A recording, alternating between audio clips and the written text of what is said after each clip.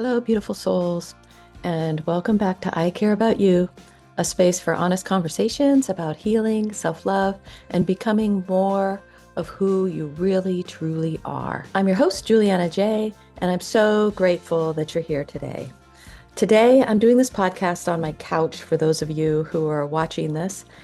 And I did that because we're going to talk about something that is really near and dear to our hearts. I just wanted to create a little bit more intimacy. So hopefully all of my equipment for recording this is stacked on a bunch of pillows in front of me. Hopefully it doesn't fall down as we move forward. But today I want to talk to you about something that shows up for every single one of us. Something quiet, sneaky, and powerful.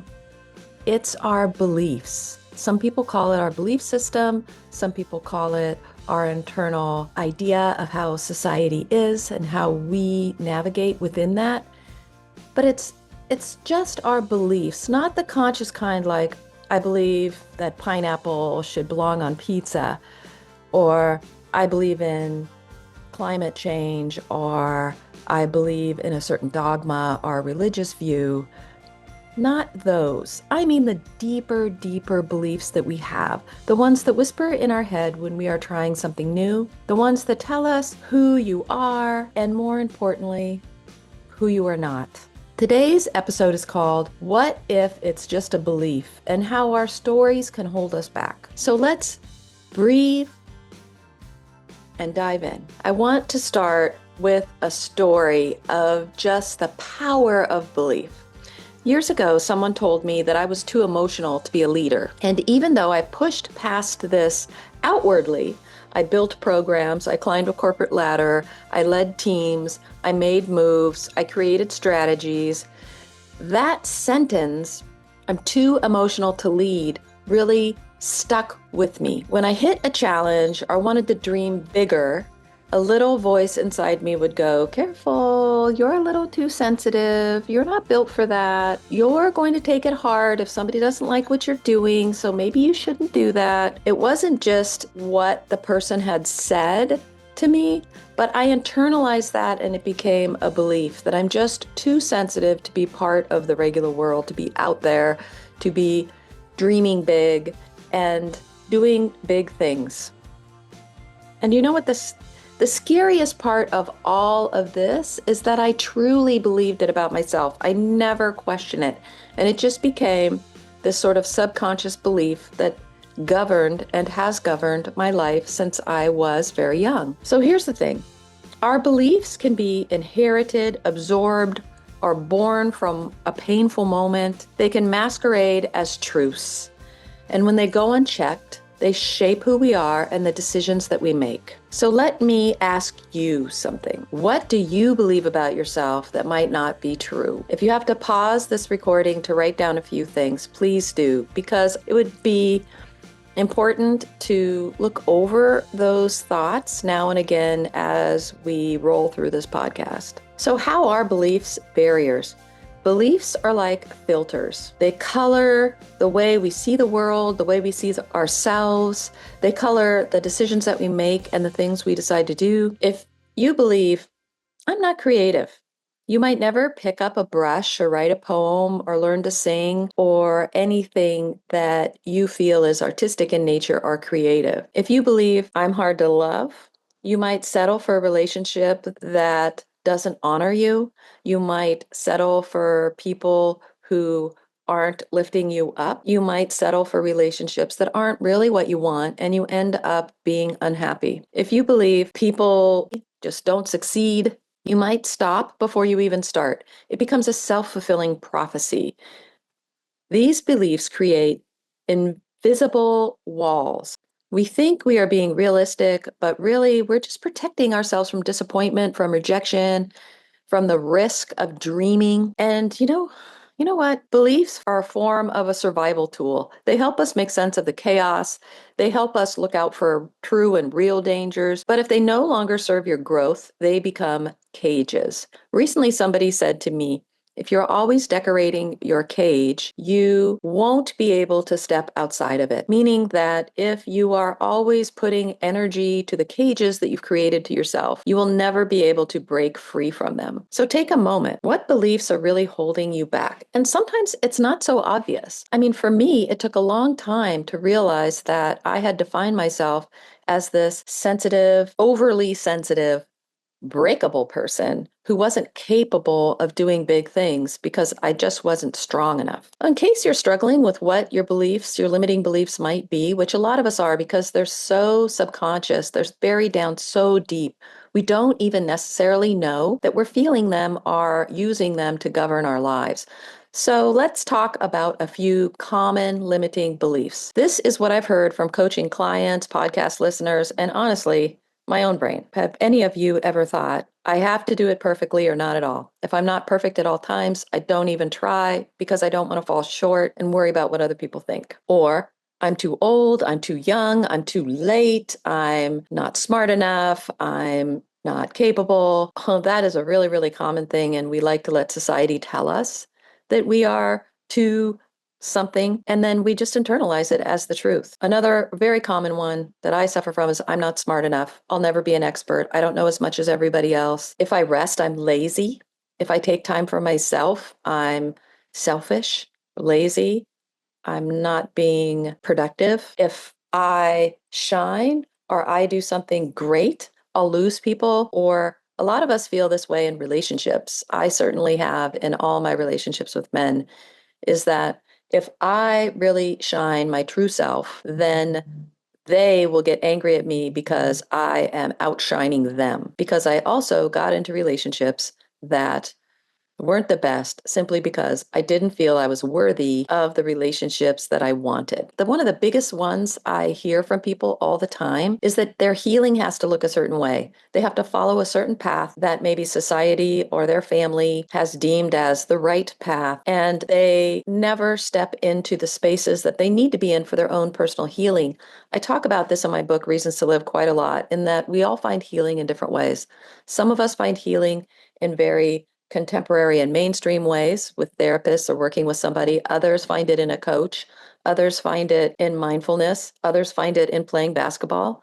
It really depends on you and what healing works for you. And there's so many modalities out there to kind of check and see. And sometimes we get really caught up in trying to please others that we lose sight of our own healing. So if any of this sounds familiar, then you have some beliefs you need to reflect on. Now, beliefs like these don't always show up loudly. Like I said, you might not even know that you have some of these beliefs. They show up in a hesitation before you send an email, or before you step out on a limb, or before you meet somebody new. A hesitation, it's a kind of a very new relationship of cultivating it, of moving it forward. They show up in self-doubt when you apply for a job or meet new people or go to a party or step out into a space that you're unfamiliar with, like maybe it's a presentation at work or maybe it's learning a new skill. They show up in the quiet pain of settling, which so much of us do. We settle in relationships, we settle at work, we settle for things we want to do or accomplish in life. We settle on so many things and we rename it as something we can feel good about. Like, well, they know more than I do, so I'm going to follow their lead. Or this is the best I can do because I'm not smart enough. I can't be the boss because I'm not smart enough and I don't know how to do that. I'm too lazy. They can show up in all kinds of ways. And here's the wild part of the whole thing. Your beliefs aren't facts. Beliefs are not truths. They're just your beliefs. They're just thoughts that we've rehearsed often since childhood, and we've never looked at them because we got them from someone in our childhood, oftentimes, or somebody we thought was smarter than us, or an authority figure, or we were in relationships where someone really dominated. And they told us things about us that we take with us through the rest of our lives and never even question. But the important part of all of this is, how do you break that belief loop? So how do you shift those beliefs when you have them? The first thing you have to do is have awareness. You can't change what you don't see. Start noticing your patterns, write them down. Start seeing how you talk to people, how you feel in your body before you do something. If you're having a lot of anxiety meeting new people or asking somebody to lunch in the workplace or asking someone to help you, feel how that feels in your body and explore where that might be coming from. What do you believe about yourself in this moment? What story are you telling yourself? Ask yourself those questions when something comes up, when you start noticing patterns or you start feeling anxiety or stress within your own body. You can let your body guide you here if you feel like you don't have a close connection to your internal beliefs. And sometimes that's really helpful. The second thing to do is question it. Who gave me this belief? Was it a teacher, a parent, a toxic relationship? Was it the culture I live in? Is it mine? And is it true? Are there examples of other people living outside of that belief? That was really helpful for me to look at other people who were living different lives. They weren't living this particular in a box life. And they were doing just fine and living their best lives. And they were magnetic, and people wanted to be in close connection with them. And I realized a lot of the things I was telling myself were just a strange belief I had from childhood or toxic relationships. So once you get an idea of what these beliefs are, the third thing to do is create a new belief, not fake positive, but something believable and expansive, something real, something true. Instead of I'm not good enough, try I'm learning to believe I'm enough. I am learning to believe I am enough. I am allowed to take up space. My softness is my strength. Just because I don't do things the way everyone else does doesn't mean it's not good enough. I really learned this in the work world when I started being in leadership roles, that a lot of how I approach things was different from what people had learned in workshops and how to lead. But it turned out that that was my strength. I started being searched out for my strengths in quiet leadership, in mentoring, in helping others thrive and have connection to the work that they were doing, which wasn't a popular way of acting or leading in the spaces that I worked. But it became my strength over time. People saw it was effective, it was compassionate, it was helpful, and my team was happy.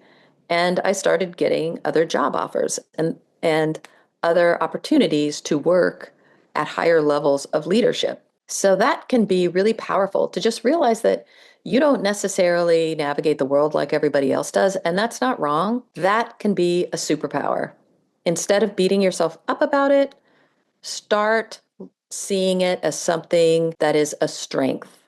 And when you create these new beliefs, you not only is it a new affirmation for yourself. I like to put them in terms of affirmations like I am enough, I am worthy of this promotion, I am worthy of a good relationship, I am enough, I am worthy of being heard and seen, I am worthy of taking up space, my ideas have value, and working and working and working with that. Affirmations really work when you're using them constantly and often and consistently for a period of time. What you're really trying to do here is retrain your brain to think in a new way. You can't do that if you aren't taking a real interest and real steps forward in changing those neural pathways. If you aren't consciously trying to change your neural pathways, your brain will eventually just revert back to old ways of thinking. And as you're moving through this process, that will happen. You'll revert back to an old way of thinking. Something you didn't expect will pop up, and you're right back into thinking you're not worthy enough. Recognize it and shift it in that moment. I am worthy of this. I'm going to try it. I'm going to do it. What could happen? Not only do you have to create a new belief, but you really have to be present and conscious as you move forward, creating that change for yourself. And if there are people in your life that keep trying to drag you back down to these old beliefs that aren't serving you, it might be worth thinking about if you need them in your life, or to put very strong boundaries up so that what they're doing to you isn't affecting your ability to move forward positively. So let the new belief be a bridge, not a leap. It's just a bridge to a new way of being. Do this change in a way that is comfortable and possible for you. And finally, repetition and action.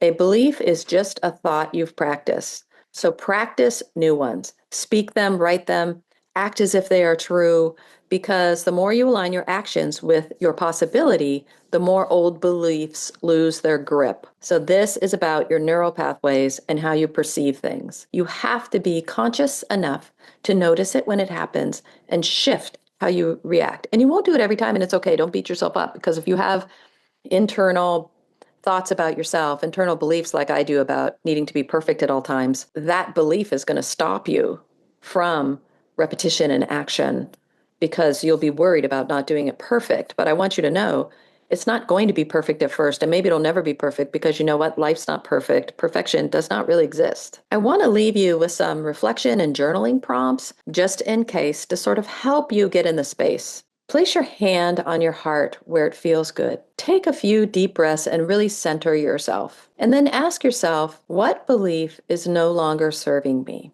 When I do this, I really like to close my eyes and just imagine being in my heart and those beliefs surfacing, because it's very hard for me to see them unless I take a moment to really pause, be good to myself, feel safe and secure, so that they can bubble to the surface. So, what thought is no longer serving you? What belief is no longer needed? Where did it come from? What new belief will support my healing and growth?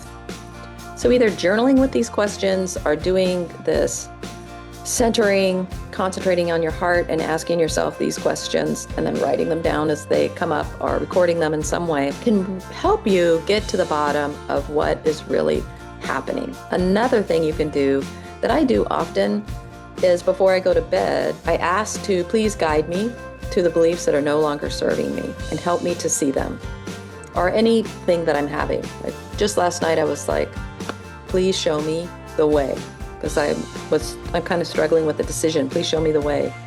And your dreams can kind of help you see this. So if you have a dream, then write it down and analyze it and think about it. And I do dream work. So if you are interested in doing that, you can just contact me through my website. There's a link below or in the description. And we can put together a time where we can do some dream work and really flesh out what these beliefs might be for you. And here's a journaling prompt that might help. If I didn't believe in whatever that limiting belief is, what would you do? What would you do if you didn't have that belief? Try it. It really will surprise you what pours out. This is free flow writing or talking, however it is that you journal, just rambling on. When I have a hard time with journaling prompts, like this one might be a real challenge, I will just start writing. I'll write the thing out. If I didn't believe blank, I would blank. And then I just start word vomiting things, and sooner or later it just becomes something that is truly meaningful. So I want you to know, you're not your beliefs. Your beliefs are not truths. They're just thoughts that you have that you can change at any time. And oftentimes these beliefs that don't serve you are coming from somebody who either needed to control you or wanted to control you or is toxic themselves, and you've picked it up and carried it on as your own. Now, a lot of the beliefs that we have come from when we're children, and the impetus of the parents is to make sure you don't find yourself in danger. Like, don't talk to strangers is a really prominent one. Our parents told us that when we were children to protect us, but that is not a belief we need to carry through in adulthood to the extreme that we did as a child. Certainly, you have to take care with yourself and where you are and your surroundings and who you're surrounding yourself with. But you know the folks that aren't serving you. I'm talking about if you grow up and you never reach out and make new friends and talk to people, and you have a lot of fear and trepidation about that, just making friends, getting out there, exploring new relationships, then maybe that is a belief from your childhood that people told you to keep you safe then, but doesn't apply now as a grown-up. So if no one's told you today, I want you to know that I care about you, and I believe in your power to rewrite your story. So thank you for being here, and know that I love you, and know that I support you, and you can do this. And if this episode moved you, please share it with someone who might need a reminder that they are more than the stories they have been told and the stories they tell themselves. And if you want more reflections, check out my book, Reasons to Live, or join me at one of my upcoming workshops, or schedule some time with me through my website. You are always, always welcome. And I would love to work with you and help you. So until next time, my dear, dear friends, be gentle to yourself, be curious, and remember, Some beliefs are meant to be broken. So take good care, my friends.